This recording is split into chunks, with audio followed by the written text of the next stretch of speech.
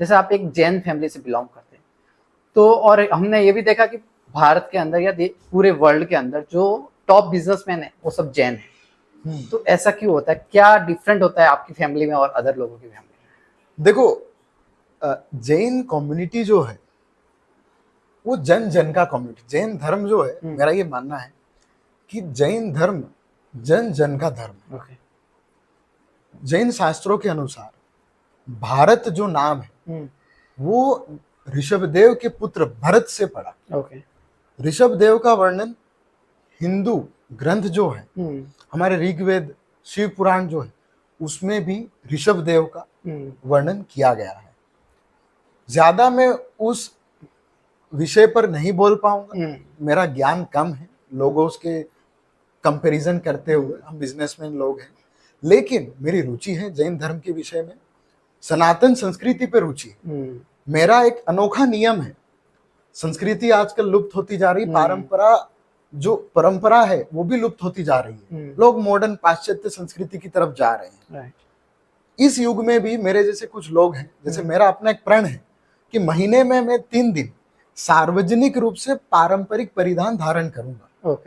पारंपरिक परिधान मतलब कि धोती दुपट्टा। गुजराती में धोती खेस कहवाय। नीचे धोती रहती है, ऊपर एक दुपट्टा जो कि स्टिचलेस क्लॉथ है।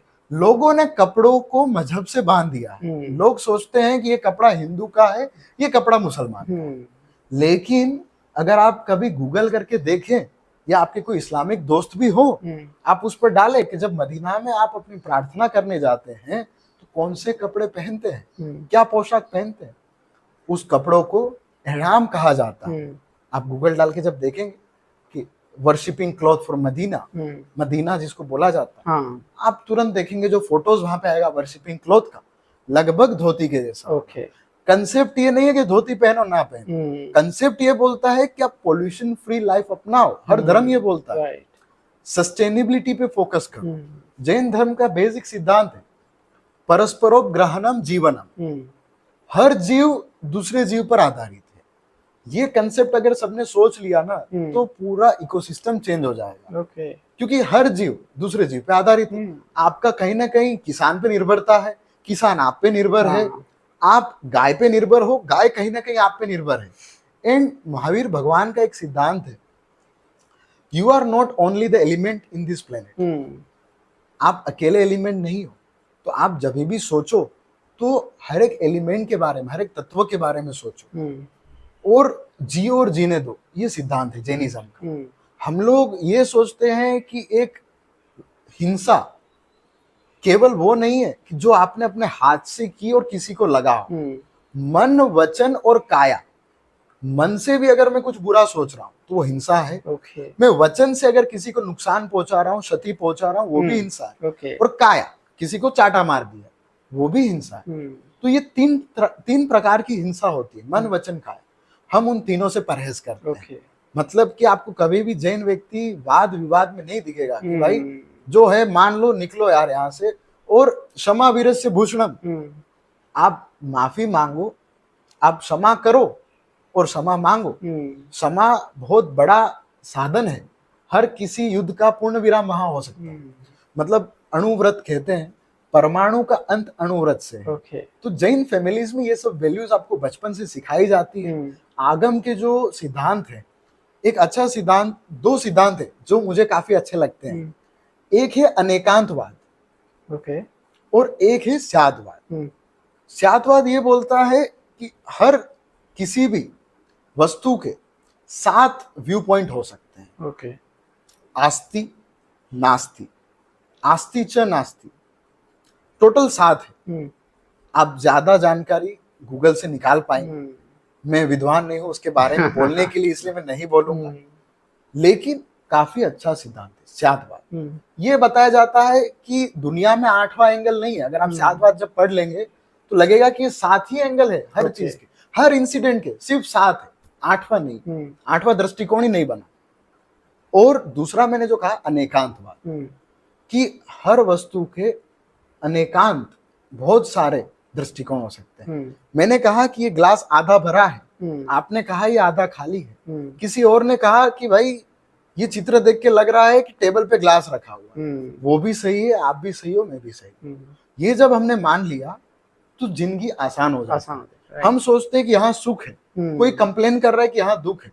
अब हम अगर उसके साथ झगड़ा करेंगे तो आप कैसे एक अच्छा सृष्टि का निर्माण कर पाओगे? आप हमेशा विवाद में उलझे रहोगे। हमें विवाद नहीं, हमें संवाद करना है, उसी तरह आगे बढ़ना है। और जैन फैमिली में कंजर्वेटिवनेस रहता है। अगर आदमी आप देखेंगे ना, उनका तप तपस्या जो है बहुत कठिन है। अगर उपवास देखा जाए तो कुछ धर्म में ये रहता है कि आप रात को खाना खा लो, कोई रहता है कि इतना खा सकते हो, यहाँ कुछ छूट दिया हुआ है। लेकिन जैनिज्म का उपवास अगर देखा जाए तो 36 घंटे का होता है लगभग।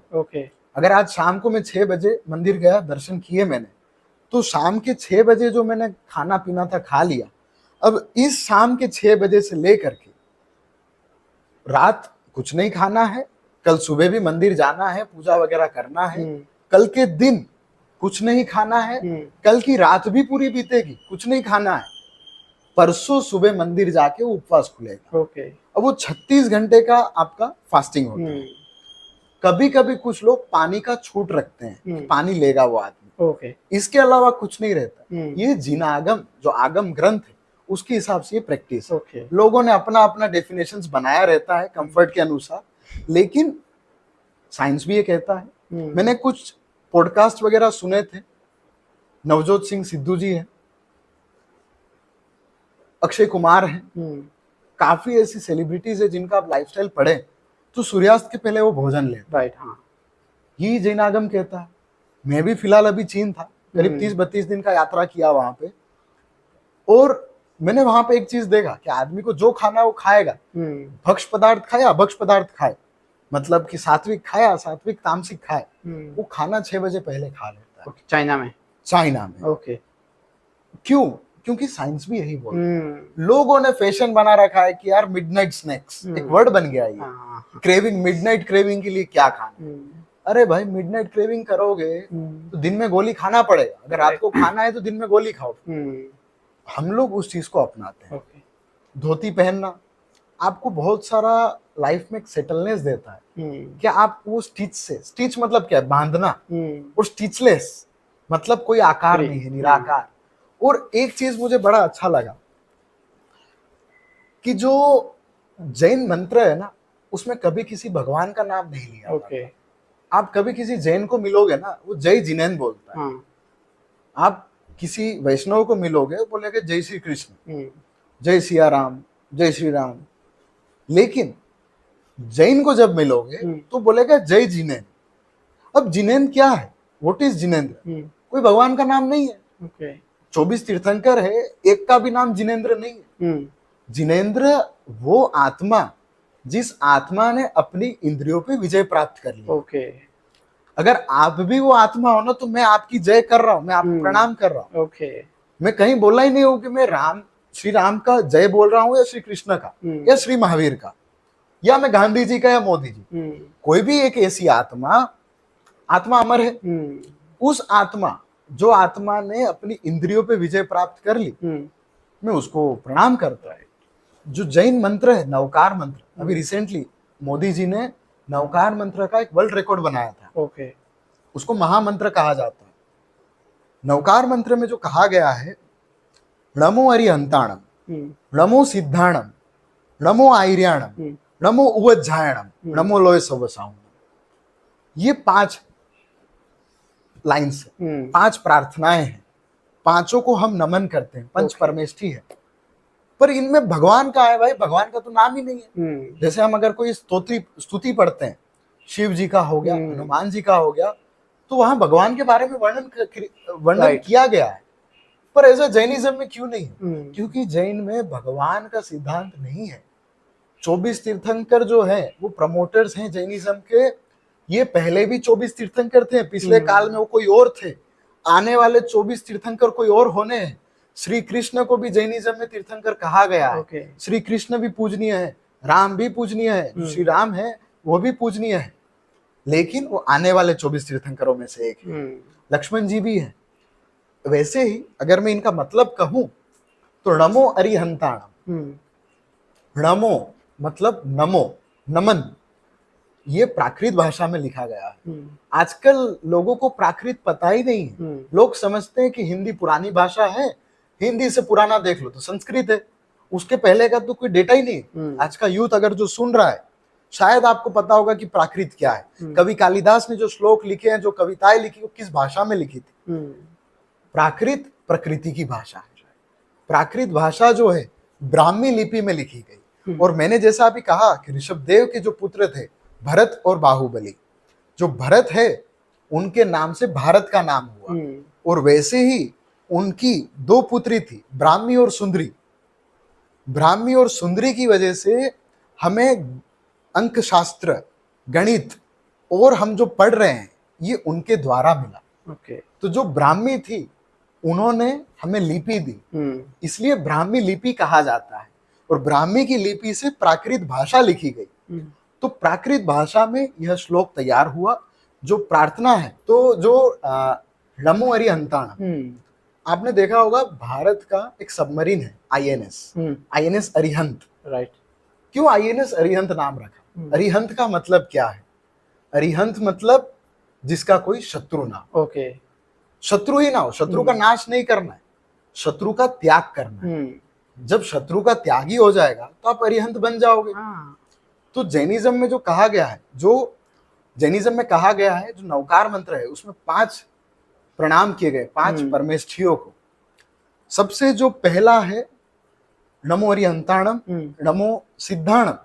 अरिहंत का तो मैंने बताया। सिद्ध मतलब कि जो हर कला, हर शास्त्र में हर तरह से सिद्ध हो चुके हैं, जिसको ना कोई मोह माया ना क्रोध है, निराकार है, वो सिद्ध परमेष्ठी है।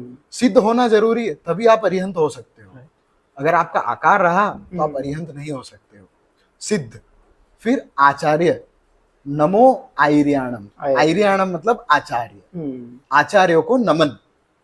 नमो उवज्झायाणम, उवज्झायाणम मतलब उपाध्यायों को नमन। और नमो लोए सव्वसाहुणम, जो लास्ट लाइन है ना, वो हर धर्म को, हर व्यक्ति को इंक्लूड करता है। नमो लोए सव्वसाहुणम। लोए मतलब लोक, ओके।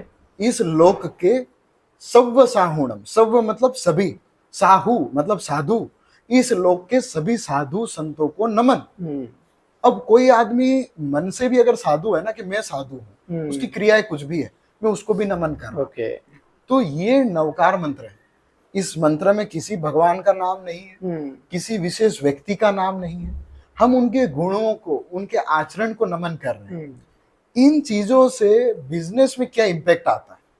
बहुत बड़ा। क्योंकि जब आपका गोल अरिहंत बन जाता है, तो आप चाहते हो कि मैं ऐसी अपनी क्रियाएं रखूं, अपना बिजनेस ऐसे चलाऊं कि मेरा कोई शत्रु ना हो, मैं शत्रुओं का त्याग करूं। अगर कोई कस्टमर कंप्लेन लेकर के आ रहा है, कोई विवाद खड़ा हो रहा है, कोई लीगल मैटर्स आ रहे हैं, अगर ये आदमी नवकार मंत्र को अपनी लाइफ में उतार लेता है, तो वो अपनी जीवन जीने की एक कला सीख लेता है। प्रधानमंत्री मोदी जी ने भी ये चीज दोहराई थी जब उन्होंने विश्व नवकार मंत्र दिवस की सेलिब्रेशन किया था अभी रिसेंटली। तो मेरा भी यही मानना है कि जियो और जीने दो, अनेकांतवाद, शादवाद, इन सिद्धांतों को लाइफ में अगर आप उतारते हो तो आप एक सक्सेसफुल एंटरप्रेन्योर, बिजनेसमैन बन सकते हो।